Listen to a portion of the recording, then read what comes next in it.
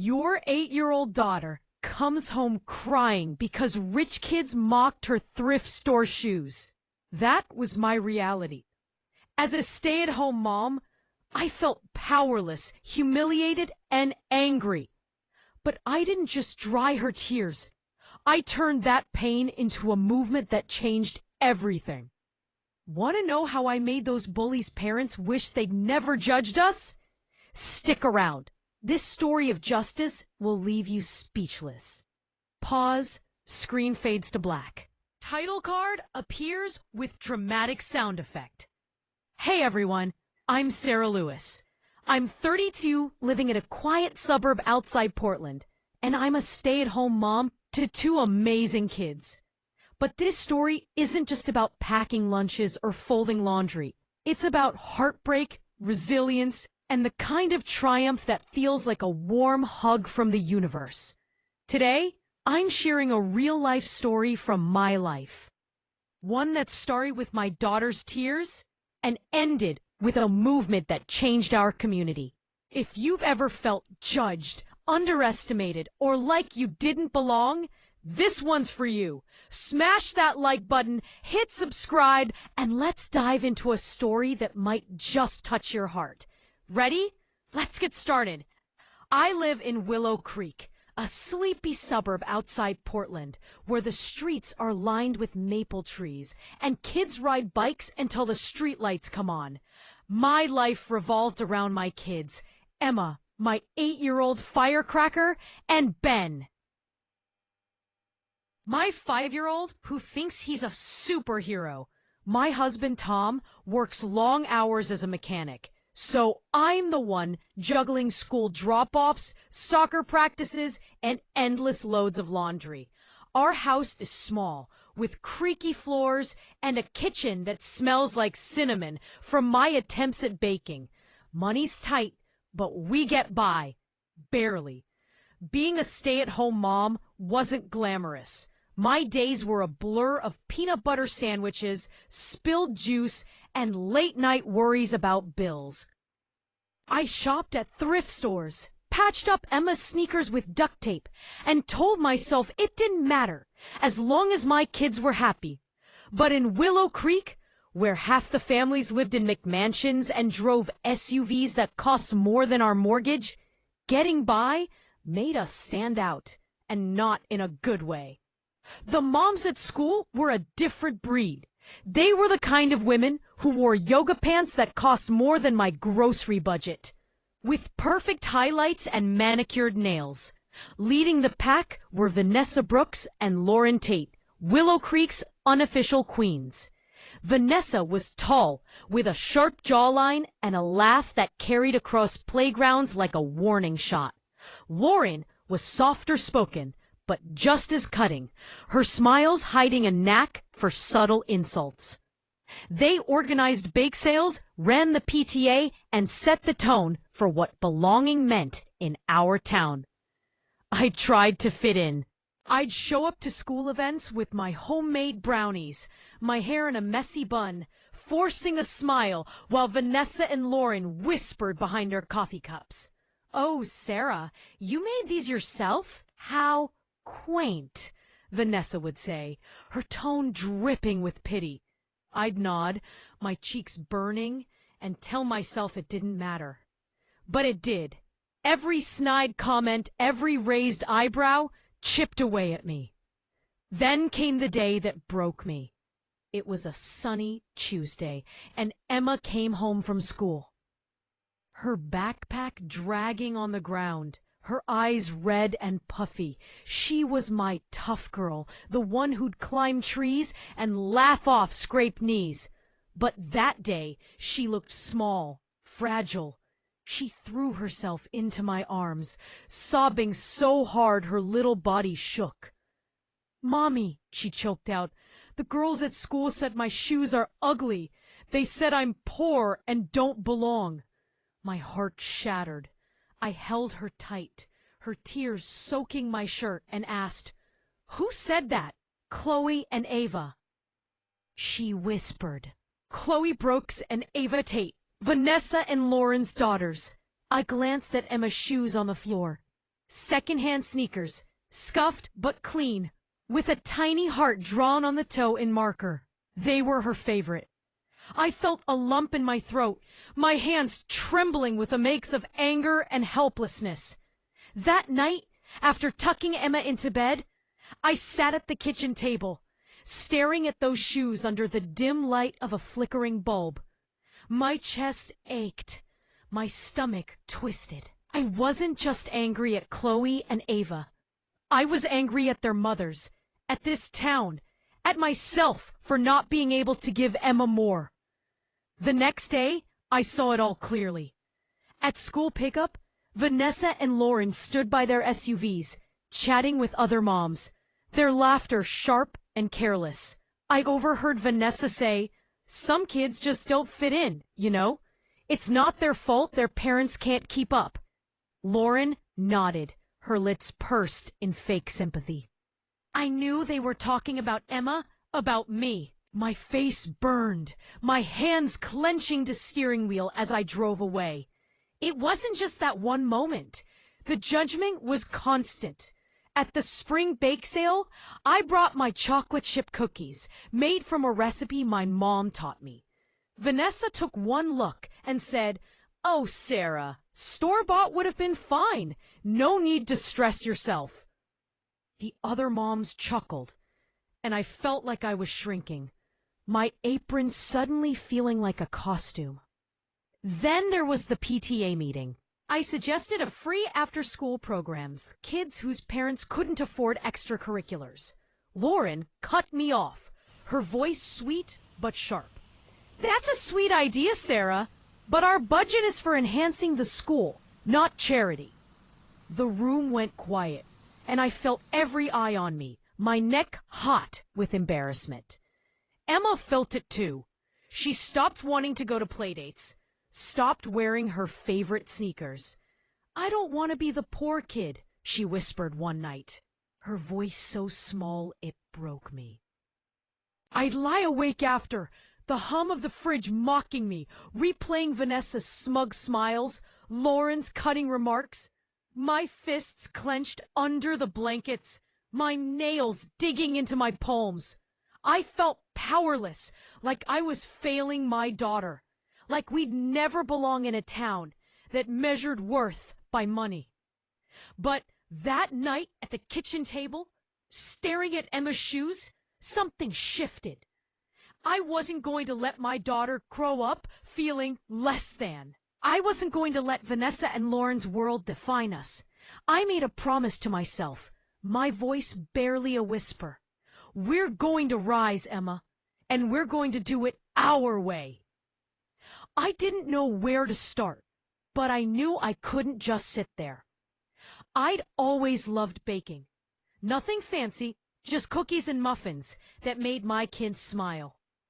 I'd also dabbled in crafts, making wreaths for neighbors or sewing patches on Ben's jeans. And I taught myself some digital marketing from free YouTube tutorials just to help Tom advertise his auto shop. It wasn't much, but it was something. I started small. I invited 5 moms from the neighborhood, women like me, stay-at-home moms who felt invisible in Willow Creek's glossy world. We met in my garage, the air smelling of motor oil and sawdust, sitting on folding chairs around a wobbly table. I called it Moms Rising Together, a space to learn skills, support each other, and maybe even make some money. "Look," I said that first night, my voice shaking but firm. "We don't need to be rich to be enough. We can bake, craft, sell online, whatever we're good at. Let's build something for ourselves, for our kids." The moms nodded, their eyes tired but hopeful.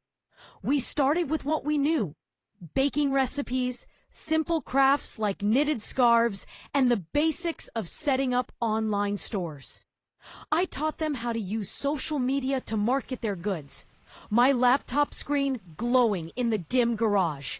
It was messy, spilled flour, tangled yarn, Wi-Fi that kept dropping. But it was ours! Word spread. 5 moms became 10, then 20. By month 3, we had 50 women crowding my garage, laughing over burnt cookies, sharing tips on Etsy listings, and cheering each other's first sales. We weren't just learning skills. We were building confidence, community, something bigger than ourselves. My kids noticed the change. Emma started wearing her sneakers again, her smile creeping back. Ben would peek into the garage, giggling at the chaos. For the first time in months, I felt like I was doing something right. Moms Rising Together grew faster than I dreamed. We moved from my garage to a rented community center, its walls lined with posters of our baked goods and crafts. We launched a group website, pooling our earnings to cover costs. Some moms sold cupcakes to local cafes, others listed handmade jewelry online.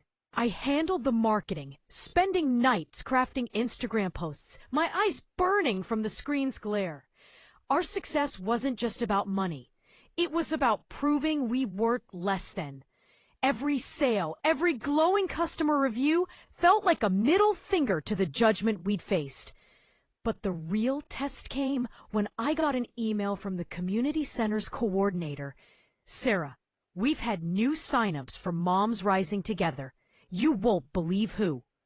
I opened the list, my heart skipping a beat. Vanessa Brooks, Lauren Tate, the same women who'd mocked my cookies, dismissed my ideas, and whose daughters had made Emma cry. My hands shook as I read their names, a mix of disbelief and satisfaction bubbling in my chest. I could have said no. I could have turned them away, let them stew in their perfect lives. But that wasn't the point. I wanted them to see what we'd built, to feel the strength of women they'd underestimated. So I let them join. The first meeting was surreal. Vanessa walked in, her designer purse swinging, her smile tight and nervous. Lauren followed, her eyes darting around the room, avoiding mine. I stood at the front, my voice steady as I welcomed everyone. This is Moms Rising Together, I said. We're here to lift each other up, no matter where we come from. Vanessa and Lauren sat in the back, quiet at first, watching as moms shared stories of their first sales, their kids' pride, their newfound confidence. I paired them with mentors, moms they'd once looked down on, to learn baking and online marketing. I watched their faces shift from discomfort to curiosity, then respect. They weren't queens here. They were just moms, learning alongside everyone else. Pause, music builds. Over the next few weeks, I saw something I never expected. Vanessa started bringing her famous lemon bars, asking for feedback with the humility I didn't know she had. Lauren set up an Etsy shop for her embroidered bookmarks, her hands trembling as she showed me her first sale. They weren't just joining the program, they were becoming part of it, part of us.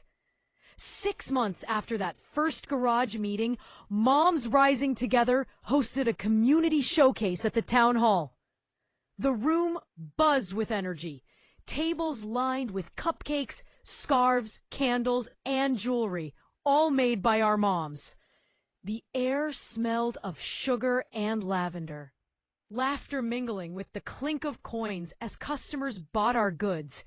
Local news crews showed up, their cameras flashing, calling it Willow Creek's homegrown revolution. I stood at the front, my heart pounding, wearing a simple dress I'd sewn myself. Emma and Ben were by my side, their faces glowing with pride. I took the microphone, my hands steady despite the butterflies in my stomach. Thank you for being here, I said, my voice carrying over the crowd. Moms Rising Together started with a promise to show our kids and ourselves that we're enough, that we can rise no matter what anyone says. The crowd cheered, but my eyes found Vanessa and Lauren in the audience, standing shoulder to shoulder with the other moms. Their faces a mix of awe and something else. Regret, maybe. I didn't need to call them out. Their presence, their humility was proof enough. After the event, Vanessa approached me, her purse nowhere in sight, her eyes softer than I'd ever seen. "Sarah," she said, her voice low, "I'm sorry for everything. Chloe told me what she said to Emma, and I should have taught her better." Lauren joined her, her hands twisting together. "We didn't know what you were building here," she said. It's incredible. You're incredible." I nodded, my throat tight. "It's not about me," I said. "It's about all of us." But inside, I felt a rush of triumph. Not because I humiliated them, but because I'd shown them what was possible. Emma ran up, her sneakers, new ones, bought with my first program earnings, squeaking on the floor. She hugged me, whispering, "I'm so proud of you, Mommy." That was the real victory. My daughter's smile, her confidence, her pride. The room full of moms who'd once felt invisible, now shining. And Vanessa and Lauren standing among us, no longer queens, but equals, learning from the women they'd once judged. This wasn't about getting even. It was about turning pain into something beautiful. Those months of judgment, of feeling like I wasn't enough, they hurt. But they also pushed me to build something bigger than myself. Moms Rising Together isn't just a program. It's a reminder that no one gets to define your worth. Not money, not status, not cruel words. I see it in Emma now. The way she holds her head high. Her sneakers no longer a source of shame.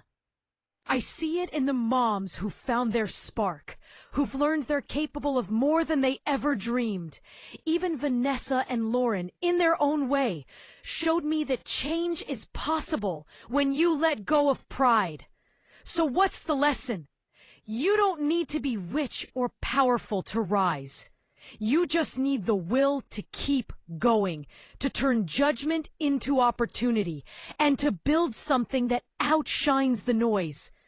Because when you do, the world notices, and so do the people who doubted you. If this story gave you chills, smash that like button and drop a comment below. Have you ever turned pain into something amazing, or seen someone get a dose of humble pie they deserved? Tell us about it. If you love real-life stories of triumph, community, and sweet, sweet justice, hit that subscribe button and turn on notifications for more. Thanks for watching, and I'll see you in the next one.